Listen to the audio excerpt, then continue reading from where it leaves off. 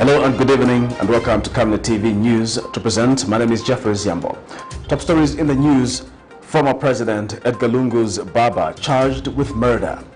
ZAMMSA cautioned against trivializing administration of substandard drugs. The PF claims it endorsed calls to halt mining in the lower Zambezi. In international news, African Union chief meets Sudan's BURHAN. In sports news, brave gladiators jet into Zambia for Wednesday's 2022 Africa Women's Cup of Nations qualifiers. Camnet TV is becoming big and better. You can now watch Camnet TV wherever you are around the world, simply by downloading the Camnet TV app.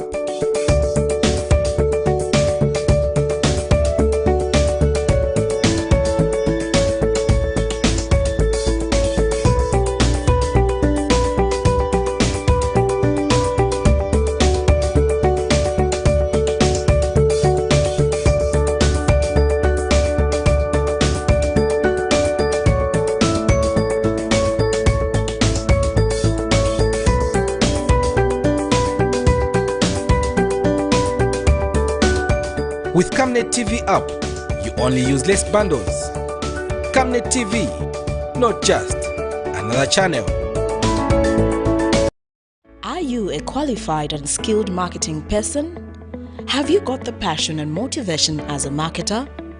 Camnet TV is looking for self-motivated qualified marketers. For more details, please call 0962 965 883 or send your details to the email info@camnettvafrica.com. Remember that Camnet TV is not just another channel. Tonight, 14th February 2022, on National Matters, join Pastor Moses Chilua as he hosts Professor Yamba Yamba. At the age of 5, the brain development in a child is supposed to be about 90% of the brain of an adult. So essentially a 5-year-old is an adult in terms of brain development because it's 90%. You miss it there, unfortunately. You cannot, even if later on this individual now is exposed to good foods and they're eating, it's gone. Don't miss at exactly 20:45 hours. Topic: what will it take to rebuild the Zambian economy? Invite others to participate through phoning, on Skype, Zoom, WhatsApp and text messages. Make a date with us. Camnet TV, not just another channel.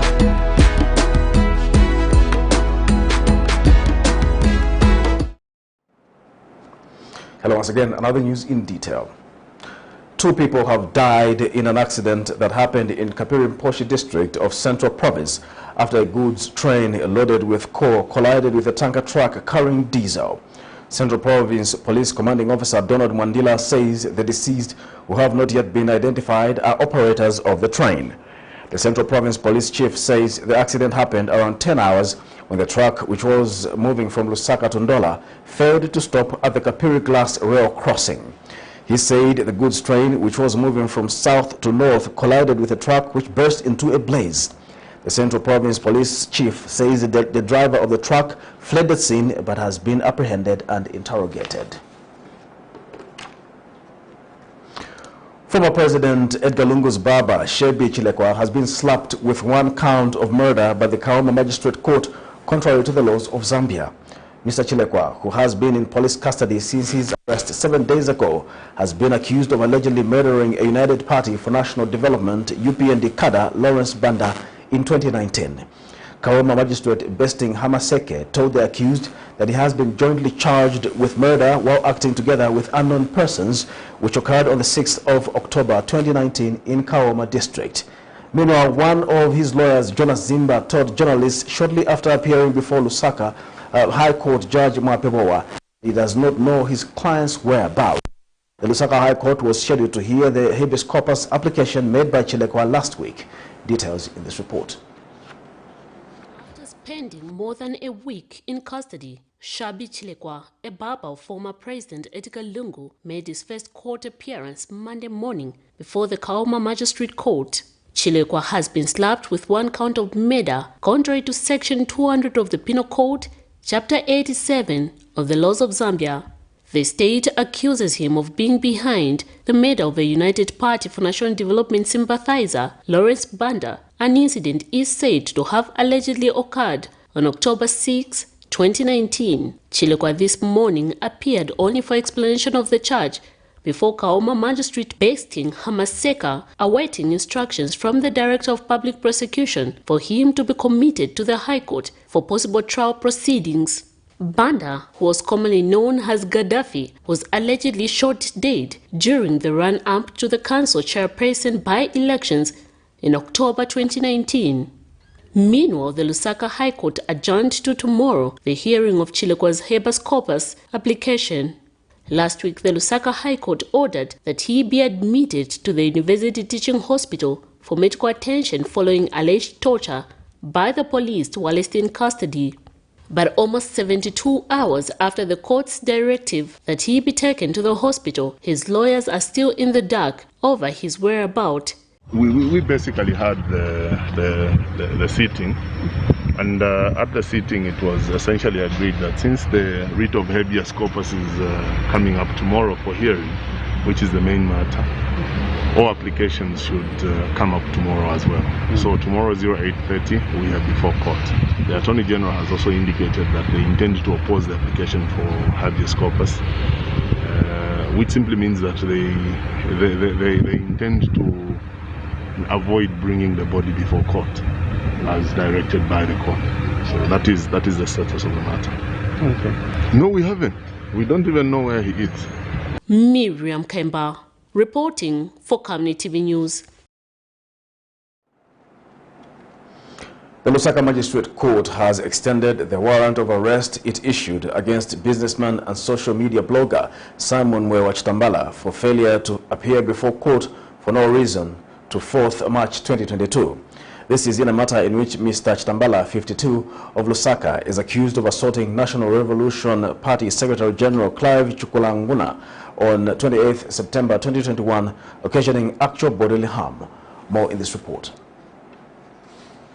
Yet again, businessman and social media blogger Simon Mwewa Chitambala, popularly known as Simon Mwewa Lane, failed to show up before the Lusaka's Magistrate Court Monday in a matter in which he is accused of assaulting Secretary General of National Revolution Party Clive Chikula. Chitambala has been slapped with 1 count of assault occasioning actual bodily harm, an offense he is alleged to have committed on the 28th of September 2021. In the last court session, Lusaka Magistrate Jennifer Walia had issued a warrant of arrest against Chitambala after the state applied that he be brought before court on warrant of arrest for failing to appear for unknown reasons.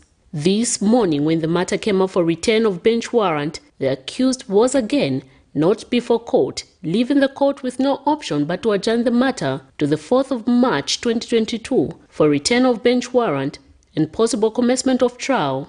Meanwhile, speaking shortly after the court appearance, NRP President Dr. Cosmo Mumba, who accompanied the complainant, had this to say.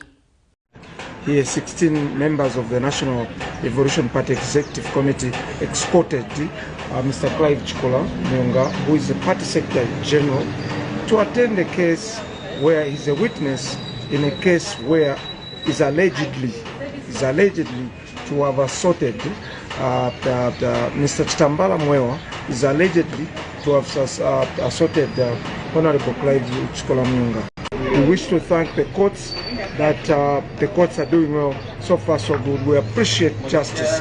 I think justice delayed is justice denied. Miriam Kemba, reporting for Camnet TV News. The Zambia Medical Association has challenged the Zambia Medicines and Medical Supplies Agency, ZAMMSA, to clearly explain under what circumstances medicine that was under quality control quarantine and distributed to public hospitals. In an interview with Camnet News, Association President Dr. Crispin Moyo says inasmuch as ZAMMSA has rendered an apology to the public, the apology alone is not enough. Dr. Moyo says action needs to be taken on those responsible as one way of restoring confidence in the agency. More in this report. The Zambia Medicines and Medical Supplies Agency ZAMMSA has come under fire from various stakeholders following its confession on Sunday that the agency distributed paracetamol that was under quality control quarantine belonging to Honeybee Pharmacy to Kawe and Kasama General Hospitals. The controversial Honeybee Pharmacy made headlines in 2021 for its alleged defective gloves, condoms, and substandard medicine. In a statement dated 13th February 2022, ZAMMSA has rendered a public apology stating that the medicine was distributed by error and has since been recalled. This has, however, angered stakeholders in the health sector who have demanded for action on those responsible for this error. Zambia Medical Association President Dr. Crispin Moyo was speaking to Camnet News. We would like people to be accountable, we would like people to take responsibility. And in this vein, we're calling upon management to find the root cause of this, identify where the mistake actually happened, and take action against those that are involved in making this error. Impunity will not lead us anywhere. I think when such grave mistakes which are life-threatening happen, we need to take decisive action. Dr. Moyo has further expressed worry that this action has only come after the activity was exposed by daily tabloids, stating that measures to detect faulty medicines should be enhanced. So I think they need to give us a much detailed statement as ZAMMSA, in conjunction with ZAMMA, how these drugs even end up in the shelf so that they can even be distributed. Because it's not correct for a drug that is under quarantine to even be closer to a place where it can be dispensed. These drugs are supposed to be as far away as possible from where they can be consumed. Now they ended up even being distributed, even reaching the facility. That is dangerous. Yeah, they need to give us a detailed account of what happened. Meanwhile, Jerome Kanyika, a pharmaceutical expert, has also added his voice. So what was in the mind of the people running ZAMMSA? Whom are they trying to implicate? Do they want, or they intentionally want to sabotage the works of the government, knowing very well that the president campaigned against the issue of Honeybee, and he promised to say he is going to make sure that supply chain and distribution of drugs are done with high quality, and the medication that will be supplied to the people of Zambia will be efficacious and safety medications. So what is ZAMMSA trying to say? The operations of ZAMMSA have raised concern among stakeholders, as the agency was in 2021 also cited for drugs expiring in stock, while health facilities were lacking medicine. So those are the questions that have been posed to ZAMMSA. People are asking what exactly is going to happen to those who were involved in the illegal distribution of this medicine. They have called for accountability. Zipporah Mshala, Camnet TV in Lusaka. The Independent Churches of Zambia, INDORSED, has condemned the recent recorded murder cases in some parts of the country attributed mainly to domestic conflicts. INDORSED President Bishop David Masupa says the church must step up in providing the counseling in communities to foster conflict resolution. And Concerned Citizen for Justice and Human Rights Director Richard Nkua has disclosed that his organization receives about 6 cases of domestic violence every day. More in the following report. Zambia in the recent past has seen a number of cases, as confirmed by the Zambia Police Service, involving domestic violence, either between couples or, better still, family members. These developments have worried some stakeholders, noting that if left unattended to, the cases may rise to unprecedented numbers. In an interview, Independent Church of Zambia President Bishop David Masupa has noted that there is need for stakeholders such as the church, civil society organizations, and the government to make efforts in curbing these vices. Each other or shedding blood of the innocent. We condemn these barbaric acts of murder that is on the rise in the recent past in our country. We remind those perpetrators of such heinous acts that you will also be punished under the full wrath of God. Bishop Masupa has since challenged families across the country to seek counsel and help from relevant authorities when faced with conflicts. Learn something. Remember, the church is there to help you. The clergy are there to come in to resolve your conflicts. Let's not kill one another, but let's learn to resolve any difference, any conflict in a Christian manner. Meanwhile, Concerned Citizen for Justice and Human Rights Director Richard Nkoa says much sensitization is required for people to learn conflict management at every degree. Again, we have got the police victim support unit. They are there. It's not that when you take the matter to the police, just there and then they will arrest you. No. The victim support unit is there to help the community. We totally condemn this issue of resorting to physical battering, physical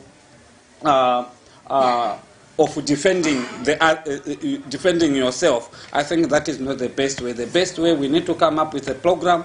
We need to come up with a system that can help the communities. And also, us, if we are offended, we should find ways how to handle a situation.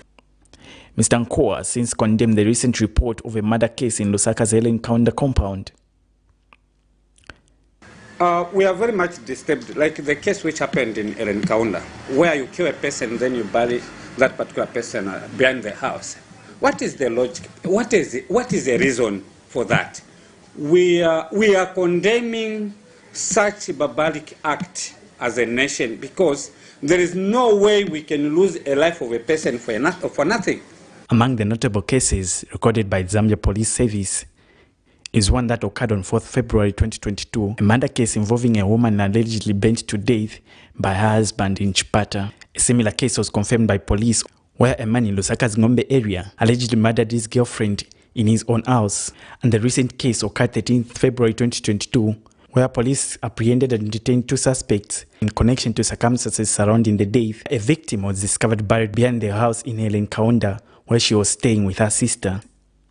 Alex Shimba, Camnet News, in Lusaka. The Crushers and Edible Oil Refineries Association, SEDORA, has attributed the low production of edible oils in the country to low quality imports. SEDORA Director Aubrey Chiwumba also says lack of information to soybean and sunflower farmers on better farming methods in view of climate change has also been a contributing factor. According to statistics from the Indaba Agricultural Policy Research Institute, Zambia is producing slightly over 40,000 tons of edible oils per year, against a demand of over 120,000 tons.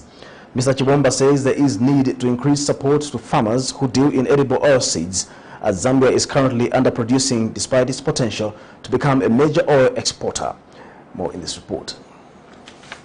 Edible oils are an essential component of various food items from the industrial sector to households. Zambia, however, has continued to import about 80,000 metric tons of edible oils per year, according to the Indaba Agricultural Policy Research Institute (IAPRI), which states that the country only manufactures over 40,000 metric tons against a demand of approximately 120,000 metric tons annually. The country gets most of its edible oils from soybeans, sunflower, cottonseed, and groundnuts on a minor level. In reacting to the situation, Crushers and Edible Oils Refiners Association SEDORA Director Mr. Aubrey Chiwumba says Zambia's low production of edible oils is due to low quality inputs that farmers in this sector have, coupled with inadequate information of how to maximize their yields.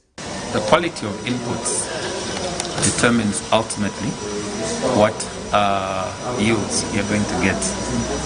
Now, if you look at our smallholder farmers, they are basically in 2 classes. They're the ones the first class are the ones who grow soybeans year in, year out, and therefore gain the experience, they gain the knowledge, and these ones are easily able to get a yield of at least 3 tons per hectare, right? And then you've got others who maybe they receive a fixed pack of soybeans and then they try to cultivate it. And those mostly are the majority, and they get yields of less than 1 ton per hectare. He has implored government and relevant stakeholders to look into this, stating that the country is well positioned to become a major exporter of edible oils if this sector is strategically approached. Meanwhile, a soybeans farmer, Mr. Fwembensofu, explains that farming soybeans has become a challenge due to climate change. The way it has been raining, we received normal to above normal. Most of the crops have been submerged in water, especially soybeans and maize. So already affecting the harvests. When you are expecting a good harvest, now the harvest is being reduced because of too much rain. I feel there is no much information regarding the climate change, because there are farmers who are in the interior of different districts.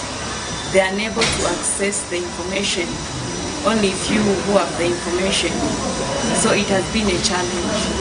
She has further called for localized information on the same so that farmers get information in real time.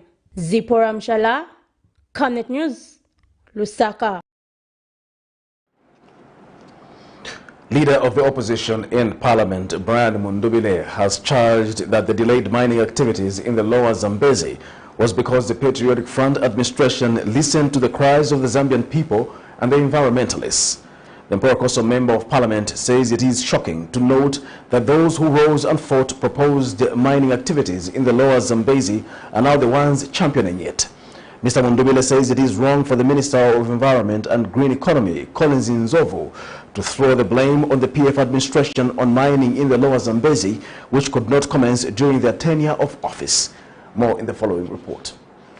Proposed mining activities in the lower Zambezi has continued to be a subject of debate, with some environmentalists totally condemning the vice, while others, such as traditional leaders in the area, want mining activities to take place. While Minister of Green Economy and Environment Collins Nzovu in a statement indicated that the proposed mining activities in the lower Zambezi were not started by the current administration but by the previous Patriotic Front administration, the PF on the other hand have distanced themselves from the allegations. Leader of the opposition in Parliament, Brian Mundubile, has charged that the reason why the proposed mining activities in the lower Zambezi did not commence was because his administration listened to the cries of the Zambian people and the environmentalists. He says it will be shocking to see that those who opposed mining activities in the lower Zambezi are now the ones championing it. The issue of lower Zambezi, the outcry from the Zambian people, the outcry from environmentalists was very loud.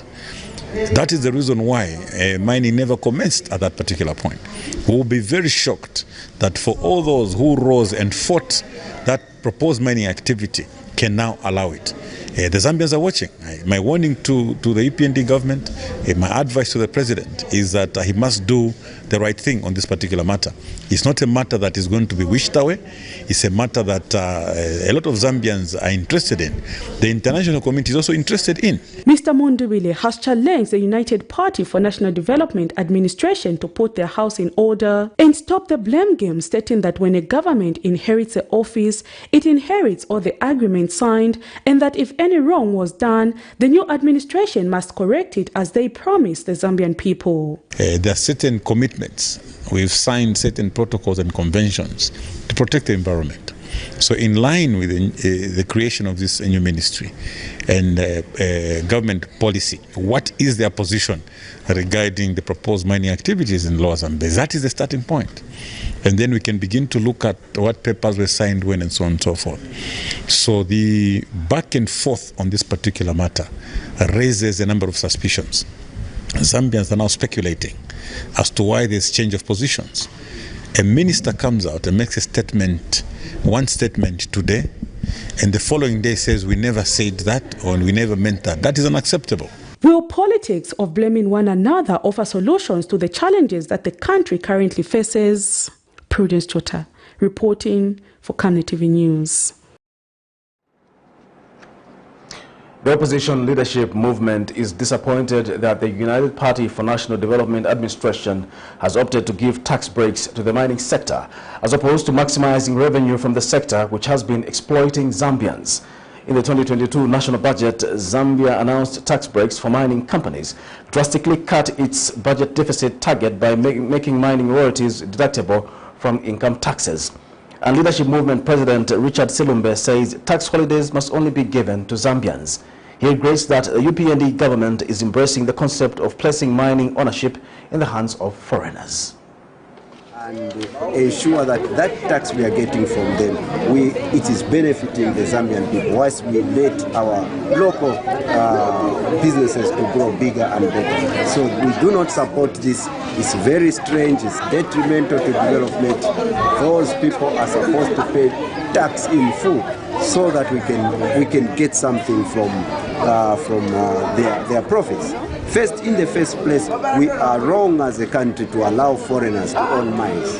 We should be having our own mines, ZNS mines, ZNS gold mines, ZNS copper mines, ZNS uranium mines, ZNS cobalt mines, ZNS manganese, and so on and so forth. But we have allowed ourselves to fold our hands and wait for foreigners to come and save us, which does not make sense. It is very detrimental to development.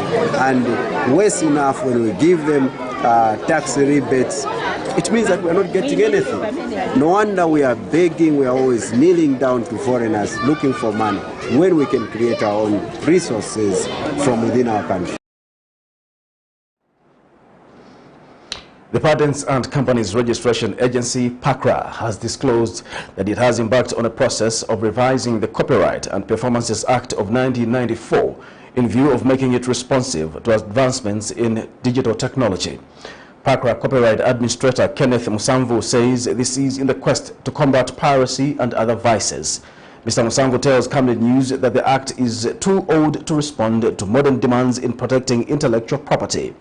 Former Zambian Association of Musicians President Njoya Tembo also notes that there is a need for the music industry to be more organized and united to fight piracy in the wake of digital technology. More in this report. Piracy has always been a matter of concern in the Zambian music and film industries, as people just sit on their computers to reproduce the works of artists to make money out of their sweat. To avert the problem, the government introduced the hologram, a security feature on audiovisual products in a bid to certify the originality of their works. The hologram project was being implemented by the Zambia Music Copyright Protection Society ZAMCOPS since the year 2013, and 1 billion kwacha was spent to procure the holograms, but did less or nothing to keep the vice. Due to poor enforcement among critical stakeholders such as the Zambia Information and Communication Technology, ZICTA, and the Zambia Police, who unfortunately are not usually as proactive as they seem on such matters. James Sakala is among Zambian artists making efforts to keep the industry alive amid the piracy challenge.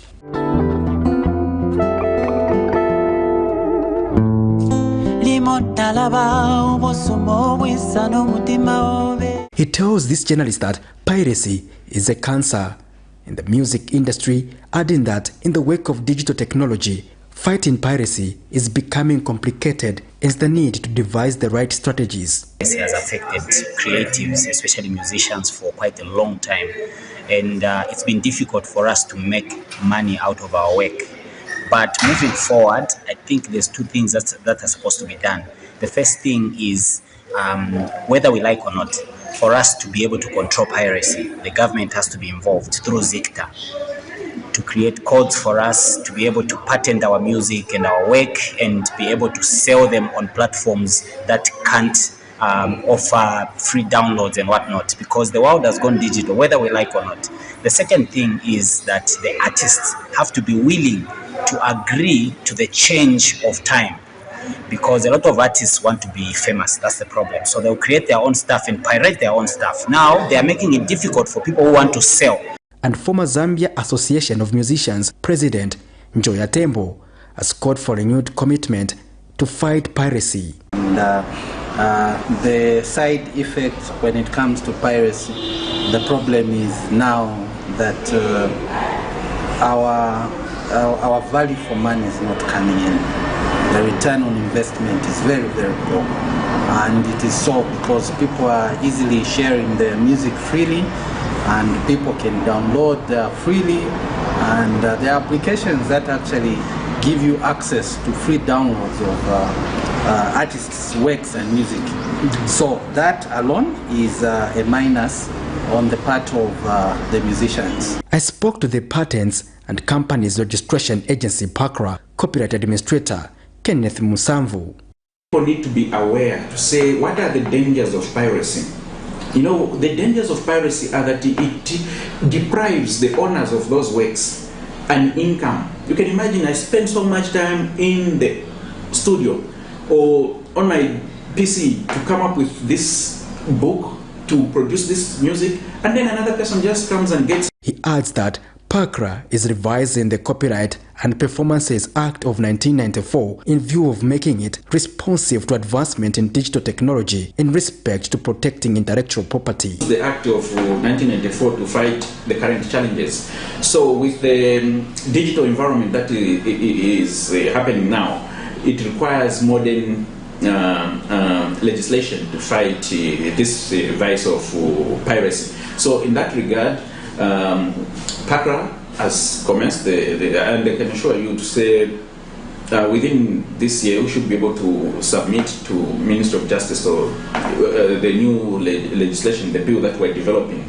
We'll call the stakeholders so that they also make their input into this legislation. Combating piracy remains a multi-stakeholder responsibility. Patrick Soko, Camnet TV News in Lusaka. We'll take a commercial break. We'll be back with more news after the break. We welcome you to the wonderful world of Savenda Electronics. At Savenda Electronics, we pride ourselves in manufacturing high-quality electricity and water meters. Boasting of the first of its kind state-of-the-art manufacturing plant in Zambia, Savenda Electronics manufactures customized smart electricity and water meters of international standards for both the local and international water and electricity utility companies. Our highly computerized factory, run by qualified staff, makes, calibrates, and electronically tests the smart meters to ensure only those meeting customer specifications are delivered to the market. Some of the main features which come with our meters includes notifications about low units, tempering, low battery, and many more customized features. Savenda Electronics provides on and off-site after-sales service and has favorable contract terms for water and electricity utility companies. Savenda Electronics, the real deal. Your skin is the biggest muscle in your body. That's why we make sure that Oracle is #1 when it comes to taking care of your precious skin. Oracle Pure Petroleum Jelly and Glycerin soothes, moisturizes, and keeps your skin perfect. Oracle Pure Petroleum products for that perfect skin.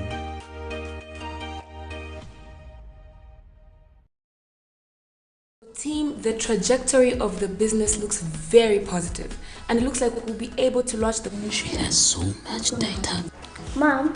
Yes, baby.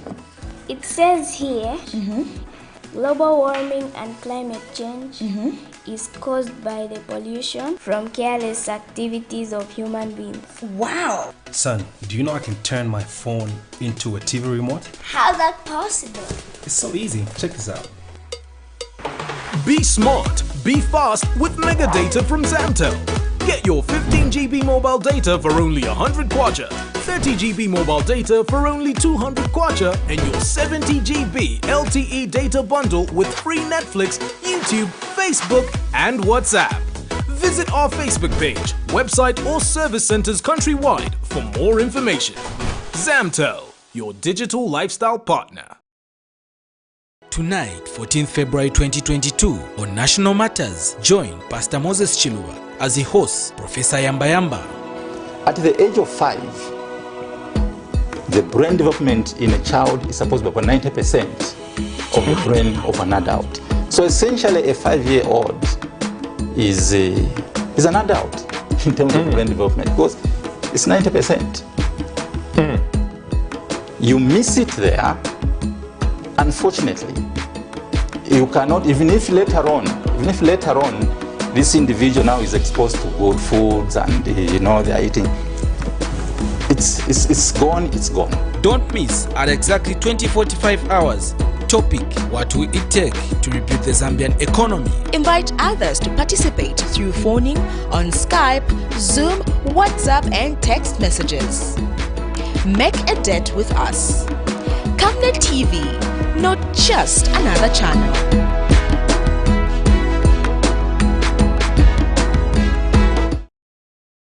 Are you a qualified and skilled marketing person?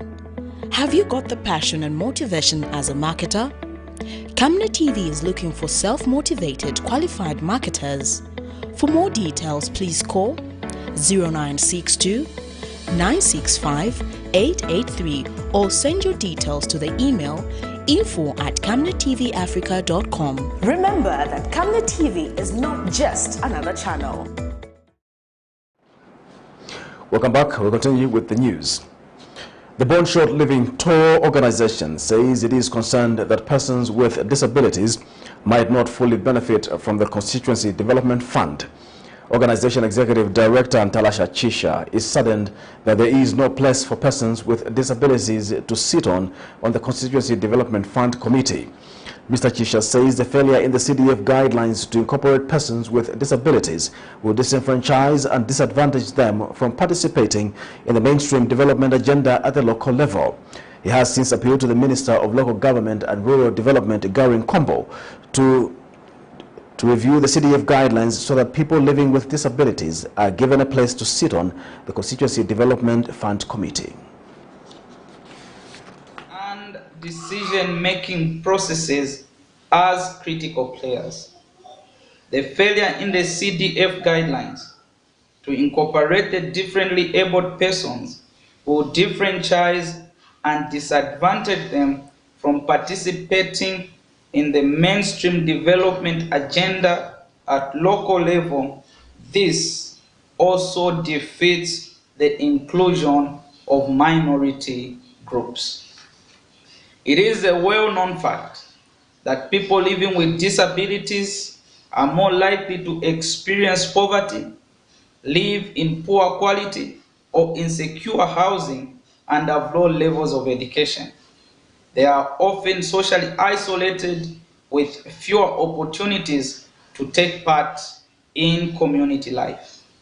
As a result, we want to make an earnest appeal to the Minister of Local Government and Rural Development, Honorable Garin Kombo, to review the CDF guidelines so that people living with disabilities are given a place to sit on the Constituency Development Fund Committee.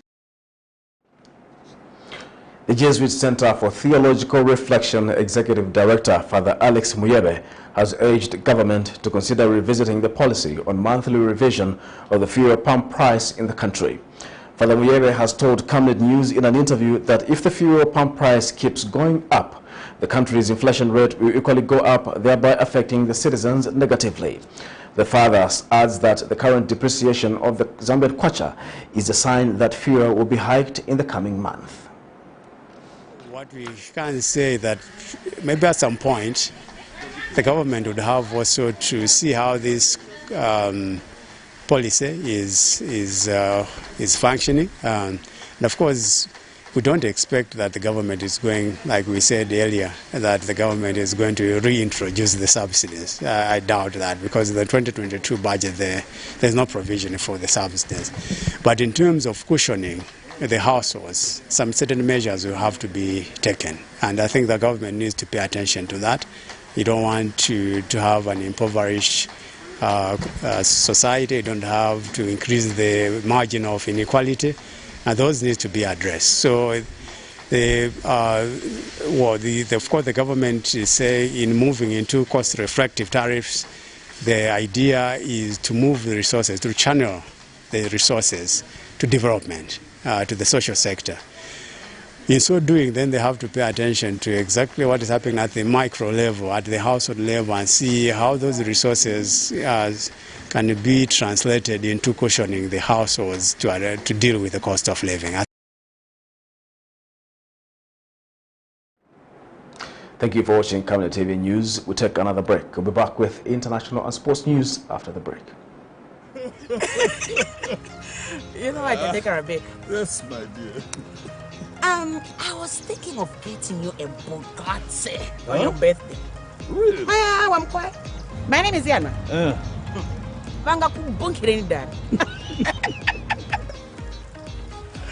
Don't worry, man. That's why there is insurance. Insurance? You heard me. Not just any kind of insurance, but Savenda General Insurance, a company that offers superior customer service, highly professional and dedicated staff. We are not just any insurance company, but an insurance company that actually pays our claims. We cover, among others, fire, marine, aviation, engineering, agriculture, motor vehicle, and miscellaneous insurance. So, live life to the full, knowing that Savenda General Insurance has got you covered. Savenda General Insurance. Insurance excellence. Tonight, 14th February 2022, on National Matters, join Pastor Moses Chilua as he hosts Professor Yamba Yamba. At the age of 5, the brain development in a child is supposed to be about 90% of the brain of an adult. So essentially, a 5-year-old is an adult in terms of brain development because it's 90%. You miss it there, unfortunately. You cannot, even if later on, this individual now is exposed to good foods and they're eating, it's gone. Don't miss at exactly 20:45 hours. Topic: what will it take to rebuild the Zambian economy? Invite others to participate through phoning, on Skype, Zoom, WhatsApp, and text messages. Make a date with us. Camnet TV, not just another channel.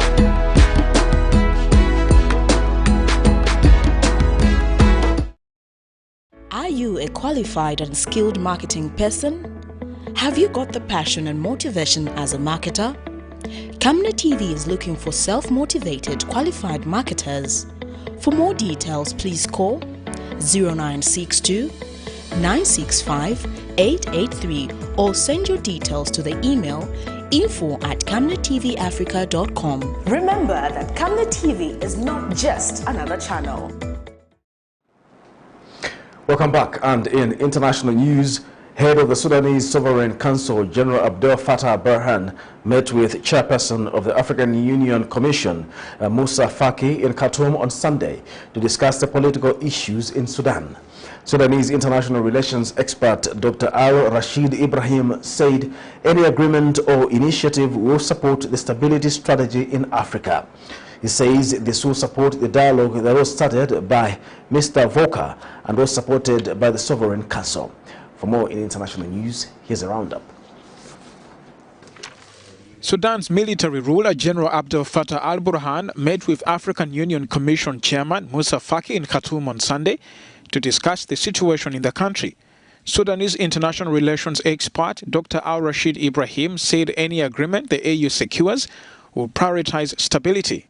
I believe there are understandings reached at these levels of the African Union, and it's also not possible to bypass the US and the visit of the American envoy to the Horn of Africa in this regard.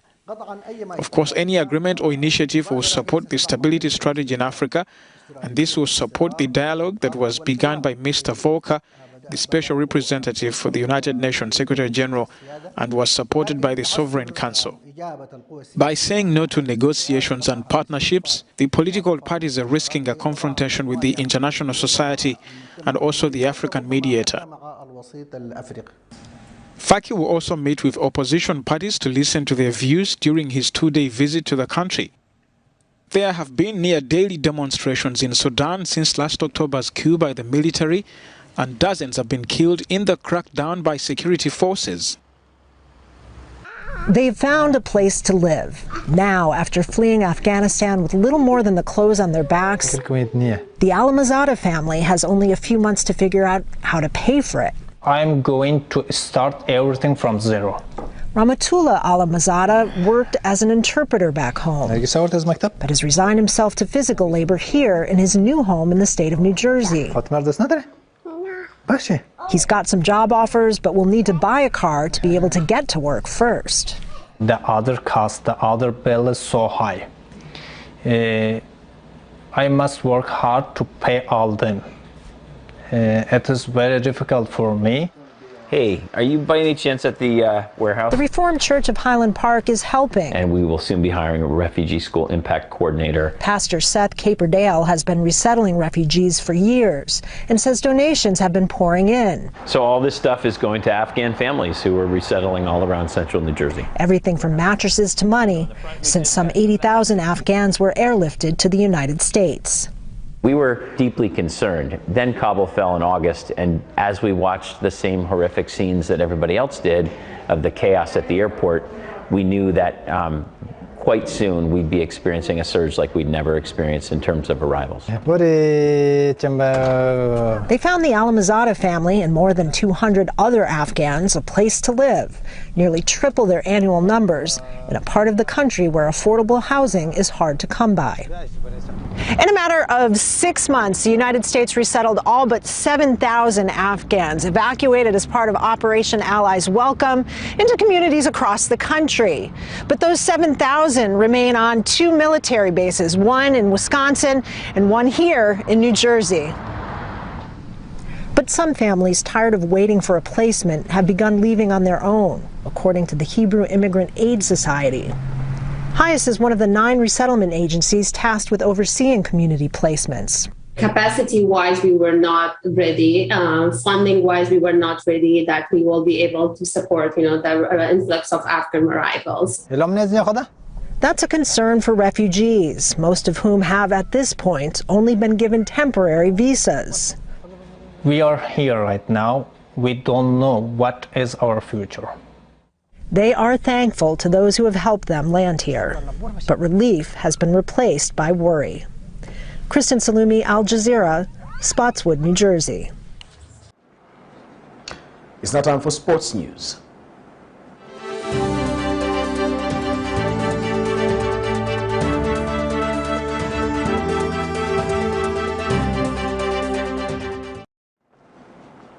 And in sports news, the Namibia's national team players and officials have arrived in Lusaka ahead of this Wednesday's 2022 Africa Women's Cup of Nations qualifier against Zambia. Coach Woody Jacobs and 19 players arrived at Kenneth Kaunda International Airport in Lusaka at 13:30 hours. Turkey-based striker Zenata Coleman was the first to arrive in the country Monday morning. The Copper Queens will then travel to South Africa for the second leg match against the Brave Gladiators set for February 2022. Winner over 2 legs will qualify to the Alcon tournament that will run from the 2nd to the 23rd of July 2022. That also doubles as the African qualifiers to the 2023 FIFA Women's World Cup to be jointly hosted by Australia and New Zealand. To end Camnet TV News, the headlines once again. Former President Edgar Lungu's barber charged with murder. ZAMMSA cautioned against trivializing administration of substandard drugs. The PF claims it endorsed calls to halt mining in the lower Zambezi. In international news, African Union chief meets Sudan's BURHAN. And in sports news, Brave Gladiators jet into Zambia for Wednesday's 2022 Africa Women's Cup of Nations qualifier. We'll now look at the Camnet verse for the day, coming from Romans 1, verse 13, chapter 13, verse 4 to 5. Love is patient, love is kind, love does not envy and is not boastful, is not conceited, does not act improperly, is not selfish, is not provoked, and does not keep a record of wrongs. Thank you for watching. My name is Jeffrey Ziambo. Bye-bye.